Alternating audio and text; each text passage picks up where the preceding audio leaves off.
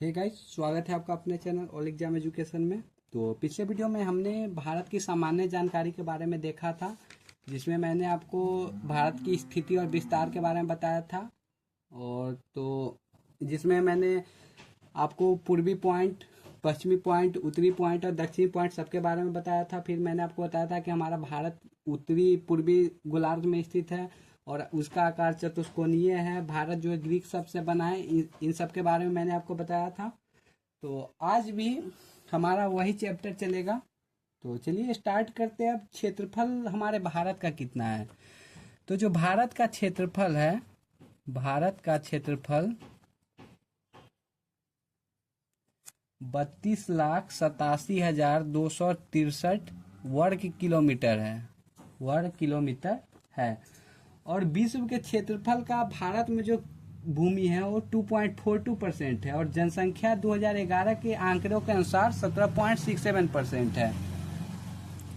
तो चलिए इस पॉइंट को ऐड करते हैं। विश्व के क्षेत्रफल का,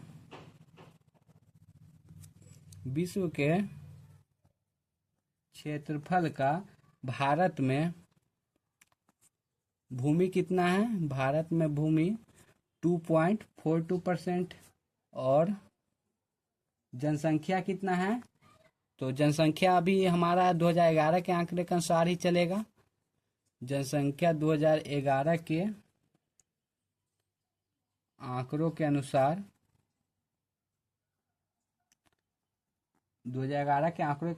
17.67% है। और क्षेत्रफल के दृष्टि से हमारा भारत जो है वो 7वें नंबर पे आता है। तो पहले दूसरे सब पे कौन आता है? तो चलिए उन सबको मैं आपको ऐड करा देता हूँ। क्षेत्रफल की दृष्टि से देश के क्रम है। तो हमारा भारत 7वें पे आता है। तो पहले पे जो है वो रूस है, फिर कनाडा, फिर उसके बाद यूएसए है, फिर चीन है, उसके बाद ब्राज़ील है, उसके बाद ऑस्ट्रेलिया है और फिर अपना भारत है। ऑस्ट्रेलिया है, फिर अपना भारत है और उसके बाद एक देश है अर्जेंटीना, वो है अर्जेंटीना। तो क्षेत्रफल की दृष्टि से हमारा भारत जो है 7वें नंबर पे आता है और जनसंख्या की दृष्टि से हमारा जो भारत है वो दूसरे नंबर पे आता है। तो चलिए जनसंख्या की दृष्टि से देखते हैं। जनसंख्या के दृष्टि से देश के क्रम है। तो पहला पे जो होता है वो चीन आता है, फिर अपना भारत है, फिर यूएसए। यूएसए ध्यान में रखिएगा कि क्षेत्रफल की दृष्टि से भी तीसरे पे आता है और जनसंख्या की दृष्टि से भी तीसरे पे आता है। फिर उसके बाद इंडोनेशिया हो गया, इंडोनेशिया, फिर ब्राज़ील। ब्राज़ील क्षेत्रफल की दृष्टि से भी 5वें पे आता है और जनसंख्या की दृष्टि से भी 5वें पे आता है। फिर उसके बाद पाकिस्तान हो गया। तो अपना भारत जो है वो जनसंख्या की दृष्टि से दूसरे नंबर पे आता है। तो चलिए, जो समुद्री तट से जो हमारे भारत के हैं कितने राज्य सटे हुए हैं? तो समुद्री तट से हमारे भारत के 9 राज्य सटे हुए हैं। तो वो कौन से 9 राज्य हैं उसके बारे में बता देता हूँ आपको। भारत के 9 राज्य समुद्र से सटा है। तो गाइज ये सब आपके सामने अगर मैप रहेगा तो आप क्लियरली देख पाओगे कि कौन कौन से वो राज्य है जो समुद्र से सटा हुआ है। तो पहला हमारा गुजरात हो गया, फिर महाराष्ट्र है, फिर गोवा है, फिर कर्नाटक है, फिर केरल है। तो ये पांचों जो है वो पश्चिमी तट है और पूर्वी तट पर जो है एक गुजरात, महाराष्ट्र, गोवा, कर्नाटक, केरल पश्चिमी तट पर और पूर्वी तट पर कौन से है? 4। और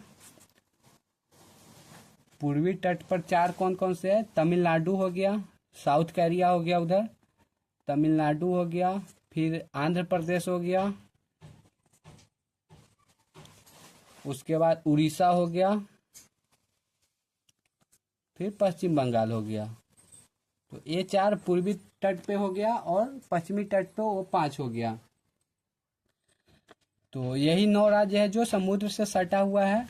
फिर सबसे अधिक तट रेखा वाला राज्य हमारे भारत में गुजरात है। और दूसरा पे कौन है? तो दूसरा पे आंध्र प्रदेश है। तो इनको भी आप ध्यान में रखिएगा।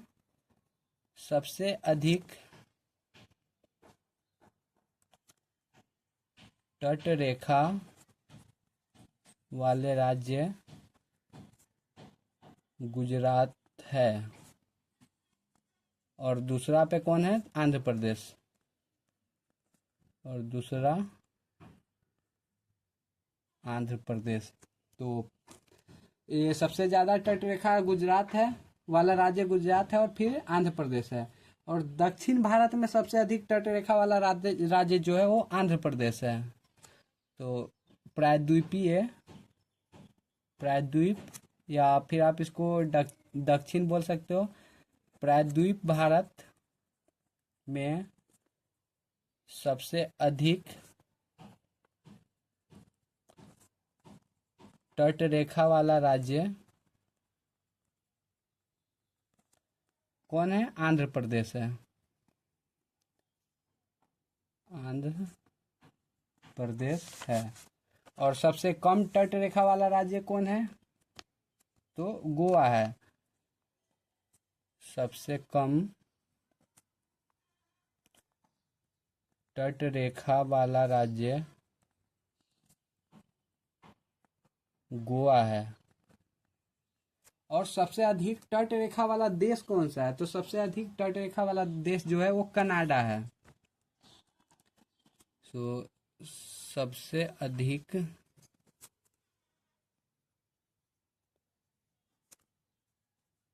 तट रेखा वाला देश कौन है? कनाडा है। सबसे अधिक तट रेखा वाला देश कौन है? कनाडा है। और सबसे लंबा तट रेखा वाला देश कौन है? तो उत्तर दक्षिण चिली है। वो सबसे लंबा तट रेखा वाला देश है। तो सबसे लंबी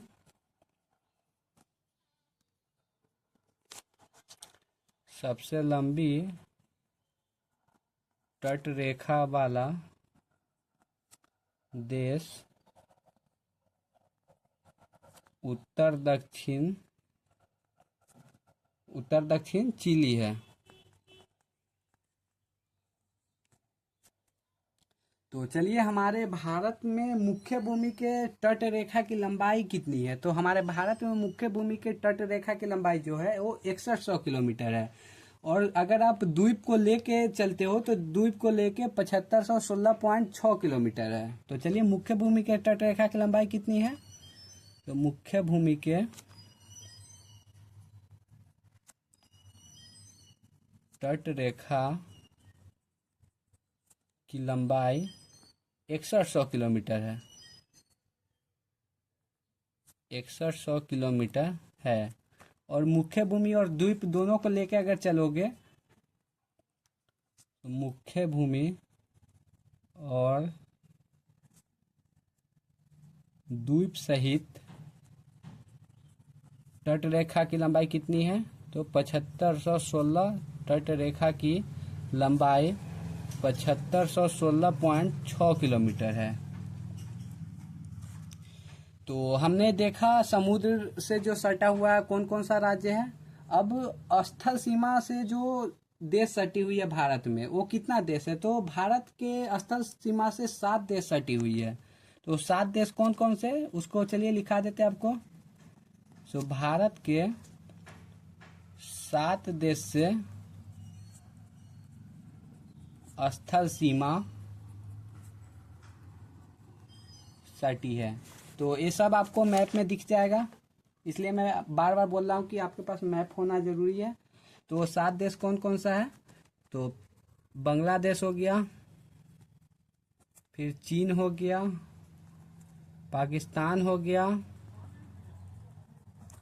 फिर उसके बाद नेपाल हो गया, फिर म्यांमार, उसके बाद भूटान और अफगानिस्तान है। अफगानिस्तान है। तो ये 3 3 6 7 7 देश आपका स्थल सीमा से सटा है। और भारत के स्थल सीमा की लंबाई कितनी है? तो मैंने आपको तट रेखा की लंबाई बताया 6100 किलोमीटर और द्वीप समूह को लेके 7516.6 किलोमीटर बताया। तो स्थल सीमा की जो टोटल लंबाई है वो 15200 किलोमीटर है। तो भारत के स्थल सीमा की कुल लंबाई 15200 किलोमीटर है। और भारत के जल सीमा कितने देशों से सटी है? तो भारत की जो जल सीमा है वो 2 देशों से सटी है। एक आपका श्रीलंका हो गया और दूसरा आपका मालदीव हो गया। तो भारत के जल सीमा 2 देशों से सटी है। कौन कौन है 2 देश? हो श्रीलंका और मालदीव। तो इन 2 देशों के साथ सटी हुई है। तो पाकिस्तान जो हमारा पड़ोसी देश है उससे सटने वाले राज्य और केंद्र शासित प्रदेश भारत के कौन कौन से हैं? तो पाकिस्तान से सटने वाला राज्य और केंद्र शासित प्रदेश। तो हमारा 3 राज्य पाकिस्तान से सटता है। एक गुजरात हो गया, गुजरात, फिर राजस्थान और उसके बाद पंजाब हो गया हमारा। और जो 2 केंद्र शासित प्रदेश सटता है, एक हमारा कश्मीर हो गया और दूसरा हमारा लद्दाख हो गया। तो पाकिस्तान से हमने देख लिया। तो चलिए अफगानिस्तान से देखते हैं। अफगानिस्तान से सटने वाला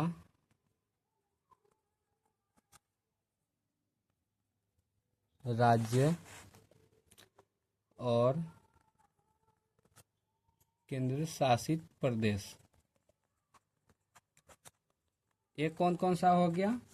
तो अफगानिस्तान से सटने वाला जो है वो एक ही है, केवल वो लद्दाख है। तो एक केंद्र शासित प्रदेश नहीं, आप डायरेक्ट ऐसे लिख सकते हो कि अफगानिस्तान से सटने वाला लद्दाख है। डायरेक्ट आप इसको लिख दो क्योंकि वो एक ही है जो सटता है। अफगानिस्तान से सटने वाला लद्दाख है। तो चलिए चीन से सटने वाला देखते कौन कौन सा है। चीन से गाइज मैं यहाँ पे ऐसे करके लिख देता हूँ, चीन से सटने वाला राज्य और केंद्र शासित प्रदेश।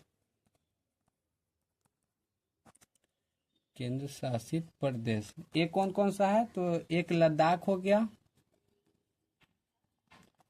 लद्दाख हो गया, फिर हिमाचल,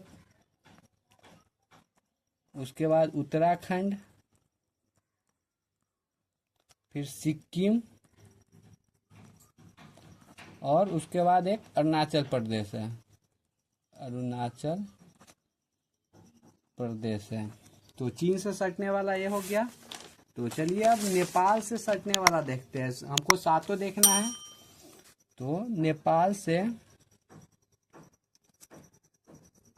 सटने वाला राज्य कौन कौन सा है? सटने वाला राज्य तो नेपाल से सटने वाला में हमारा यूपी बिहार सब आता है। तो चलिए देखते कौन कौन सा नेपाल से सटने वाला राज्य। तो हमारा एक उत्तराखंड हो गया, फिर हमारा यूपी, फिर अपना बिहार। मैं अपना बिहार इसलिए बोला क्योंकि मैं खुद बिहार से हूँ। तो ये उत्तराखंड हो गया, यूपी हो गया, बिहार हो गया, फिर पश्चिम बंगाल हो गया और एक सिक्किम हो गया। तो ये हो गया नेपाल से सटने वाला राज्य। तो हमने किन किन को देखा? तो हमने पाकिस्तान का देखा, अफगानिस्तान का देखा, फिर चीन का देखा, फिर नेपाल का देखा अब चलिए हम भूटान से सटने वाला राज्य देखते हैं। भूटान से सटने वाला राज्य, तो भूटान से सटने वाला राज्य कौन कौन सा हो गया? तो एक सिक्किम हो गया, फिर पश्चिम बंगाल हो गया, उसके बाद असम हो गया और एक अरुणाचल प्रदेश हो गया। तो कितने? 4 राज्य अरुणाचल प्रदेश हो गया। तो ये हो गया भूटान से सटने वाला। और उसके बाद अब हमारा बचा कौन? म्यांमार और बांग्लादेश। तो चलिए म्यांमार से देखते हैं। म्यांमार से सटने वाला राज्य, सटने वाला राज्य ये कौन कौन सा हो गया? तो म्यांमार से हमारा अरुणाचल प्रदेश सटता है, अरुणाचल प्रदेश। फिर हमारा नागालैंड, इसमें भी 4 ही सटता है, नागालैंड। उसके बाद मिजोरम हो गया, फिर मणिपुर हो गया। ये चारों म्यांमार से सटता है। और हमारा एक लास्ट बचा बांग्लादेश। तो बांग्लादेश से सटने वाला राज्य कौन कौन सा हो गया? बांग्लादेश से सटने वाला राज्य, तो बांग्लादेश से जो सटता है वो पश्चिम बंगाल हो गया, पश्चिम बंगाल। फिर असम हो गया, इसमें 5 सटता है। फिर मेघालय हो गया, उसके बाद त्रिपुरा हो गया। त्रिपुरा 3 देश से घिरा हुआ है। तो पश्चिम बंगाल, असम, मेघालय, त्रिपुरा और उसके बाद एक मिजोरम हो गया। तो ये सब सटता है बांग्लादेश से। तो हमने स्थल सीमा देखा 7 जो भारत से सटा हुआ है, और 7 से कौन कौन सा राज्य सटा हुआ वो हमने देखा। तो चलिए मैंने एक पॉइंट आपको बता ही दिया था कि जीएमटी से जो भारत के समय है 5 घंटा 30 मिनट आगे है। तो चलिए मैं नेक्स्ट पॉइंट आपको बताता हूँ कि भारत के पूर्व पश्चिम समय में 2 घंटा का अंतर होता है। जैसे फॉर एग्जांपल अगर आप लेते हो कि अरुणाचल प्रदेश में सूर्य उदय होता है 5 बजे, तो सबसे पश्चिम में वो गुजरात में 7 बजे सूर्यास्त होगा। तो ये बात आप ध्यान में रखिएगा कि भारत के पूर्व पश्चिम समय में 2 घंटा का अंतर होता है। चलिए मैं आपको लिख ही देता हूँ। भारत के पूर्व पश्चिम समय में 2 घंटा का अंतर होता है, 2 घंटा का अंतर होता है। मैंने आपको एग्जाम्पल के माध्यम से बता ही दिया कि जैसे अरुणाचल प्रदेश में 5 बजे सूर्योदय होता है, तो सबसे पश्चिम में जो गुजरात है वहाँ पे 7 बजे सूर्यास्त होगा। तो यही था। और एक पॉइंट हमेशा यहाँ पे आता है एग्जाम में कि भारत जो है अपने समय का निर्धारण कितने डिग्री पूर्वी देशांतर से करता है। तो ये बात आप ध्यान में रखिएगा कि भारत अपने समय का निर्धारण 82.5 डिग्री पूर्वी देशांतर से करता है, जो कि गुजरी है इलाहाबाद के नैनी से, जिसे हम आईएसटी कहते हैं। तो आईएसटी मतलब क्या हुआ कि इंडियन स्टैंडर्ड टाइम कहते हैं। और यह रेखा जो गुजरी है वो उत्तर प्रदेश हो गया, मध्य प्रदेश हो गया, छत्तीसगढ़, उड़ीसा और आंध्र प्रदेश से होकर गुजरता है। तो चलिए इस पॉइंट को आप लिख लो, क्योंकि ये हमेशा एग्जाम में आते ही रहता है ये पॉइंट कि भारत अपने समय में, भारत अपने समय का निर्धारण 82.5 डिग्री, ये ध्यान में रखिएगा कि 82.5 डिग्री पूर्वी देशांतर से करता है। और ये कहाँ से गुजरी है? तो इलाहाबाद के नैनी से गुजरी है। तो जो गुजरी है इलाहाबाद के नैनी से, और जिसे हम आईएसटी भी कहते हैं, जिसे आईएसटी कहते हैं। तो मैंने आईएसटी का फुल फॉर्म आपको बताया कि इंडियन स्टैंडर्ड टाइम कहते हैं। और यह रेखा जो गुजरी है, यह रेखा गुजरी है किस किस राज्य से गुजरी है? तो एक यूपी हो गया, फिर एमपी हो गया मध्य प्रदेश, उसके बाद छत्तीसगढ़। टोटल 5 राज्यों से गुजरती है। छत्तीसगढ़ हो गया, फिर उड़ीसा हो गया और फिर आंध्र प्रदेश हो गया। आंध्र प्रदेश हो गया। एक लास्ट पॉइंट मैं आपको बताता हूँ, जो कर्क रेखा के बारे में मैंने आपको बताया कि 8 राज्य से होकर गुजरती है। तो कर्क रेखा और भारत के मानक देशांतर एक दूसरे को कहाँ पे काटती है, ये क्वेश्चन आता है। तो कर्क रेखा और भारत के मानक देशांतर जो है वो एक दूसरे को छत्तीसगढ़ में काटती है। तो एक लास्ट पॉइंट है जो आपको ध्यान में रखना है कि कर्क रेखा और भारत के मानक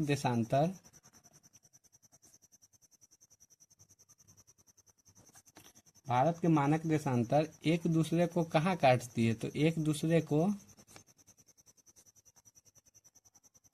काटती है कहाँ पे, छत्तीसगढ़ में। तो यहाँ पे हमारा पहला चैप्टर खत्म होता है, जिसमें मैंने आपको भारत की सामान्य जानकारी के बारे में बताया और उसी के अंदर मैंने आपको बताया कि भारत की स्थिति और विस्तार। सो आई होप गाइज कि आपको वीडियो जरूर समझ आई होगी। और अगर आपको लगता है कि मैंने यहाँ पे कोई टॉपिक छोड़ा है तो ऐसा नहीं है, मैं लगभग पूरा कोशिश किया कि आपको टोटल पॉइंट कवर कराऊं। और अगर आपको बिलीव नहीं हो रहा तो आप कोई क्वेश्चन सेट मारिए जिसमें भारत का सामान्य परिचय होगा, वहाँ पे आपको 85 to 90% क्वेश्चन आपका बन जाएगा। तो आशा करता हूँ गाइज कि आपको वीडियो जरूर समझ आई होगी। और अगर आपको वीडियो अच्छी लगी हो तो हमारे वीडियो को लाइक करें, कमेंट करें, शेयर करें और हमारे चैनल को सब्सक्राइब करें। थैंक यू गाइज, मिलते हैं नेक्स्ट वीडियो में।